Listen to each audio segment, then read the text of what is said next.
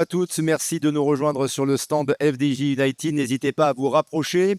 Nous allons évoquer aujourd'hui le sport de haut niveau, le sport féminin, la pratique du sport dans les territoires également. Ce sont des sujets extrêmement importants, donc n'hésitez pas à vous rapprocher, d'autant que les témoignages et les personnalités qui nous ont rejoints sur ce stand connaissent très bien le sujet. Programme très riche avec ce matin Stéphane Delcourt, bonjour, le manager de l'équipe de cyclisme féminin FDJ Suez, soyez le bienvenu.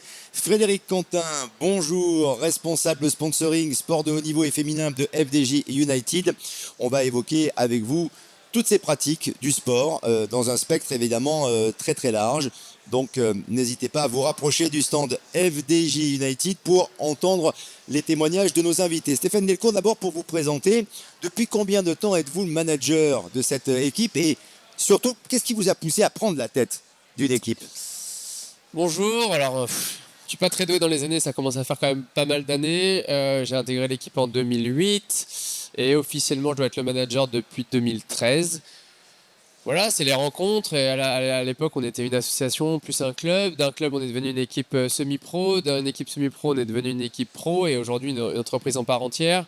Et voilà, c'est l'évolution et c'est la passion du cyclisme et la passion avec les rencontres, comme la rencontre avec FDJ en 2016 qui a tout changé pour nous. Voilà, avec une équipe qui est au sommet maintenant du circuit évidemment, mais vous personnellement, qu'est-ce qui vous a poussé? Qu'est-ce qui a provoqué le fait que vous preniez la tête de cette équipe de cyclisme féminin?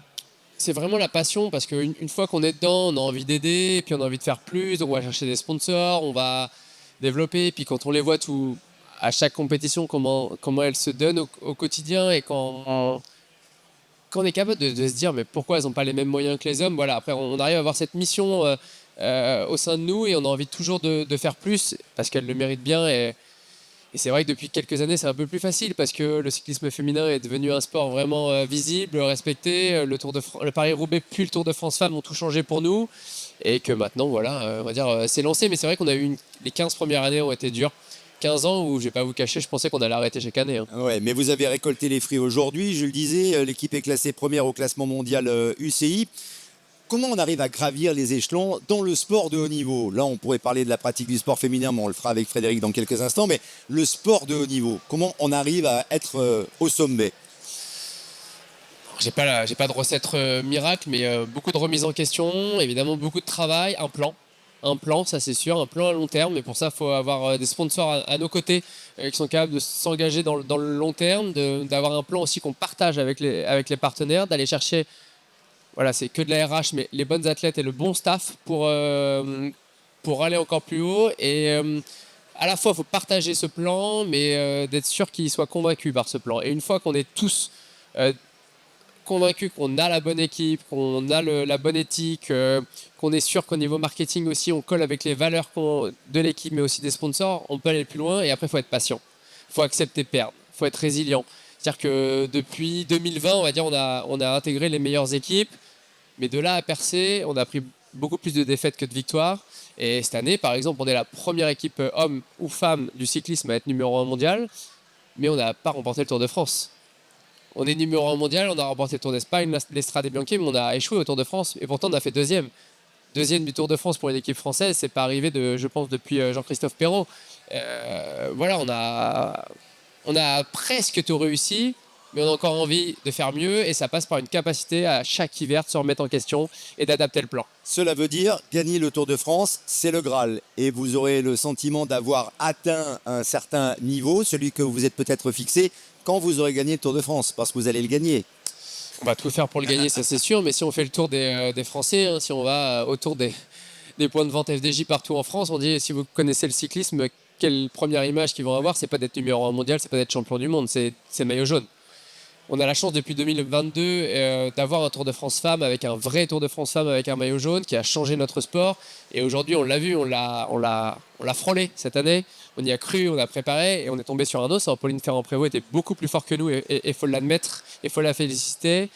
Mais voilà, on a un coup d'envie de revenir, de travailler plus dur, de travailler pour ces 3 minutes qui nous a manqué pour être devant l'année prochaine. Mais le Graal, ça sera le Tour de France. Et j'espère qu'après le premier maillot jaune, le Graal, ce sera un deuxième maillot jaune. Le cyclisme féminin gagne du terrain et devient de plus en plus médiatique. Y a-t-il encore beaucoup de chemin pour arriver non pas à un équilibre ou une comparaison avec d'autres sports ou le cyclisme masculin, mais pour que vraiment le cyclisme féminin soit à sa place, tel qu'il le revendique? En fait, rien n'est acquis dans la vie et c'est la même chose pour le sport de haut niveau. Il est clair que il faut continuer de se battre, mais comme le droit des femmes dans la société, ça fait partie du même combat.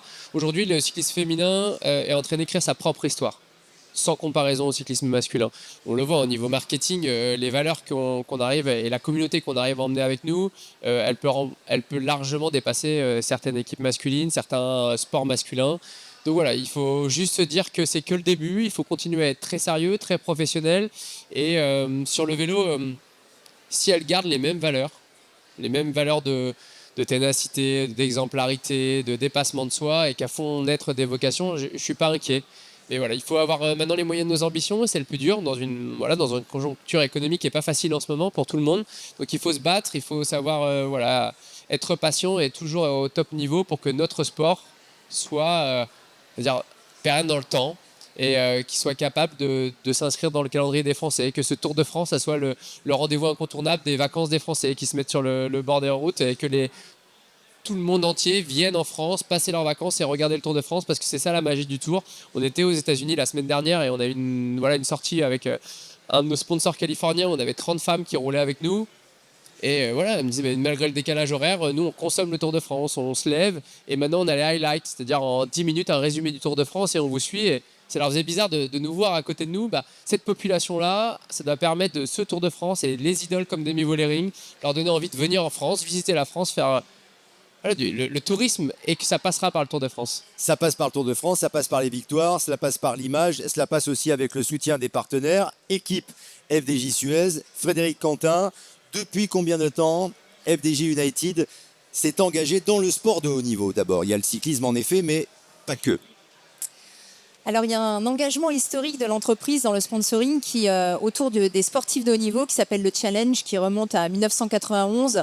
Donc, c'est un programme qui, à l'origine, avait été imaginé pour donner un coup de pouce financier à des athlètes qui étaient dans un moment de leur carrière, dans les catégories plutôt espoir, où la marche est encore un peu plus haute pour performer au très très haut niveau chez les élites. Et donc, ce programme venait les aider financièrement. Alors, ce programme, il était précurseur dans le soutien aux sportifs de haut niveau. On a été un peu des visionnaires parce qu'en fait, on a aidé des grands champions.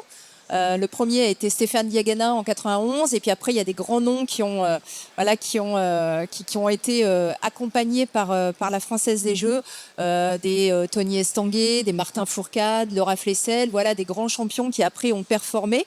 Et donc ce programme, il a permis d'accompagner près de 500 sportifs qui ont remporté 205 médailles aux Jeux Olympiques et Paralympiques. Voilà, et aujourd'hui c'est FDJ United Sport Factory. Ça a beaucoup évolué, ça a beaucoup progressé avec, j'ai envie de dire, une team très puissante. Voilà, le programme a évolué au fil du temps. De l'aide financière, on s'est très vite intéressé en fait au devenir des sportifs de haut niveau, leur après-carrière. Donc, on a mis en place des dispositifs avec des partenariats avec des grandes écoles comme Sciences Po, comme l'EM Lyon, des accompagnements pour la création d'entreprises pour ceux qui le souhaitaient. Donc, l'idée, c'était aussi de s'intéresser à ce qu'allaient devenir les sportifs après leur carrière. Et maintenant, la FDJ United Factory, est composée de 34 athlètes dans les disciplines été, hiver, paralympique, olympique. Et puis on aura 7 athlètes. On l'espère qu'ils vont se sélectionner pour les Jeux Olympiques de Milan en 2026. Quelques noms peut-être parmi les 35 athlètes qui figurent dans cette équipe? Alors, une championne olympique de triathlon et championne du monde, Cassandre Beaugrand. Des escrimeurs, Enzo Lefort, Isaura Tibus, une judokate double médaillée aux Jeux Olympiques, Romane Dico. Donc voilà, pas mal d'athlètes. Et puis dans les sports d'hiver, Chloé Trespech, Tess Le 2, Ben Cavé qui seront aux Jeux Olympiques cet hiver. Ouais, effectivement, avec la représentation pour porter le drapeau et les couleurs très très haut. Comment FDJ United s'engage concrètement pour soutenir le sport féminin? Parce que c'est aussi un cheval de bataille de l'entreprise, Frédéric. Ouais, ça c'est un engagement aussi très fort avec beaucoup de conviction. Donc ça c'est le parallèle en fait de ce qui est fait dans l'entreprise sur l'égalité femmes-hommes dans l'entreprise. Et en fait on l'a bien sûr décliné dans nos engagements de sponsoring sous l'impulsion de notre présidente Stéphane Palaise.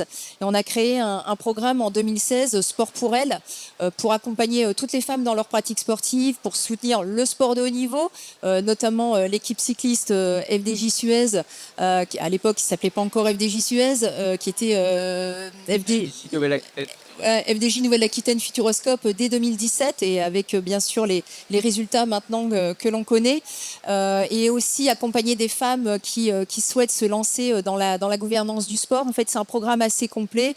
On est très attaché aussi à la performance, comme on l'a dit tout à l'heure avec le programme FDJ United Factory. On a la parité bien sûr dans notre dispositif. Voilà, c'est tous ces engagements en fait qui permettent peut-être aussi d'amener un petit peu plus d'égalité, de mixité dans la société. Voilà, c'est des convictions assez fortes. Nous, on est fiers d'avoir contribué à la performance de l'équipe. Et puis, on sait qu'il reste encore beaucoup de travail, mais on est sur la bonne voie. C'est effectivement honorable, respectable, avec des valeurs fortes, mais pour l'entreprise principalement, pourquoi c'est important de s'engager de cette manière-là ? Pourquoi c'est important ? Parce que c'est ce que fait l'entreprise dans toute sa politique d'égalité, diversité dans l'entreprise, dans l'entreprise FDJ United, maintenant qui est devenu un grand groupe. Et donc, ce sont des valeurs qu'on souhaite décliner aussi dans le sport. C'est vraiment le reflet de ce qui est mis en place dans l'entreprise, la continuité qui arrive dans le sponsoring. Avec évidemment un développement pour le sport autour des territoires notamment. Les territoires, c'est important, vous les traversez avec les courses et notamment Stéphane Delcourt, le Tour de France. C'est aussi cette proximité qu'établit FDJ dans son action pour le sport, pour la pratique du sport également dans les territoires.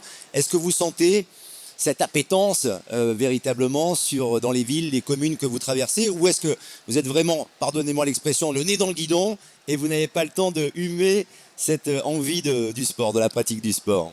On va dire que il y a quelques années, on a commencé à le voir à l'étranger. C'est-à-dire qu'on allait aux Pays-Bas, en Belgique, il y avait une vraie ferveur. Je trouvais impressionnant l'année dernière en Espagne, ça portait vraiment bien avec beaucoup de femmes qui étaient là sur le bord des routes. C'est la première année que je vois autant de monde au Tour de France. Le Tour de France a explosé tous les records. Et ça a commencé des Vannes. Le grand départ à Vannes, en Bretagne, c'était magique. Et après, j'ai l'impression que le public nous a suivis jusque dans les Alpes. Et je suis persuadé que l'année prochaine, la grande arrivée à Nice sera une étape magnifique et qu'on va encore battre des records et qu'il y aura encore plus de petites filles sur le bord des routes et encore plus de personnes qui voudront investir avec nous et être supporters pour donner encore plus de sens à notre équipe. Ouais, effectivement, le Tour de France, c'est 1er août. C'est août l'année prochaine. J'ai un trou On de n'a pas la date encore. Non, c'est sûr, c'est moi qui l'ai oublié. C'est la deuxième semaine d'août. Ouais. On partira de Suisse pour arriver à Nice. Donc on partira de Aigle, qui est le siège de l'UCI, avec 2 étapes en Suisse. Et après, on arrivera directement en France avec un passage à Dijon, avec le Mont Ventoux. Déjà en phase de repérage? Oui, alors déjà en phase de repérage. On va commencer les recos assez vite. On n'a pas encore tous les fichiers, mais voilà, on a déjà bien analysé. On a déjà commencé notre composition d'équipe. On a déjà tout comme prévu les dates, mais voilà, il est encore tôt. C'est vrai qu'on a déjà les leaders ont leur programme depuis la semaine dernière, donc voilà, ils ont une semaine de réflexion, mais voilà. Elles s'avoiseront l'année prochaine et on va bouger quelque chose dans notre calendrier parce qu'on veut arriver encore plus fort au Tour de France. Et cette année, on a dominé la saison. On a fait 2e au Tour de France. Bien sûr. Cet engagement, Frédéric Quentin, il est très intéressant aussi pour l'entreprise et pour les collaborateurs, les collaboratrices, on peut l'observer, qui sont derrière l'équipe cycliste. On a pu le voir pendant le Tour, mais aussi lorsque l'équipe est venue visiter l'entreprise FDJ, il y a une véritable adhésion, il y a un véritable échange. En fait, l'entreprise a l'impression de faire partie de l'équipe cycliste d'une certaine manière. Oui, c'est aussi un challenge pour nous de rendre palpables ces partenariats, ces engagements de sponsoring pour les collaborateurs. On essaie vraiment de les associer aussi souvent que possible aux grands événements autour de l'équipe. On les avait invités, bien sûr, à venir encourager l'équipe, à encourager toutes les coureuses du Tour de France, parce que FDJ est partenaire également du Tour de France Femmes. On les avait encouragés à venir sur sur l'étape qui passait à Poitiers, le territoire de l'équipe cycliste. Et donc, on avait tout un dispositif pour encourager les filles. Et puis, quand les coureuses sont revenues au siège pour qu'on puisse les célébrer à la hauteur de leur performance, parce que oui, elles n'ont pas gagné, on n'a pas gagné le Tour de France, mais l'équipe a terminé à première place du classement général. Il y a eu aussi l'équipe a remporté avec Élise Chabet le maillot à poids de meilleure grimpeuse. Donc ce sont quand même de très beaux résultats, même si c'est une deuxième place au final. Voilà, on les avait invités au siège et effectivement les collaborateurs et les collaboratrices, parce que là c'est vraiment on va dire un soutien mixte derrière l'équipe était présent. Voilà, il y a un véritable cercle vertueux autour de l'équipe, autour du sport féminin, du sport dans les territoires également, et l'équipe cycliste FDJ Suez, sans oublier évidemment l'équipe masculine. Merci à tous les deux.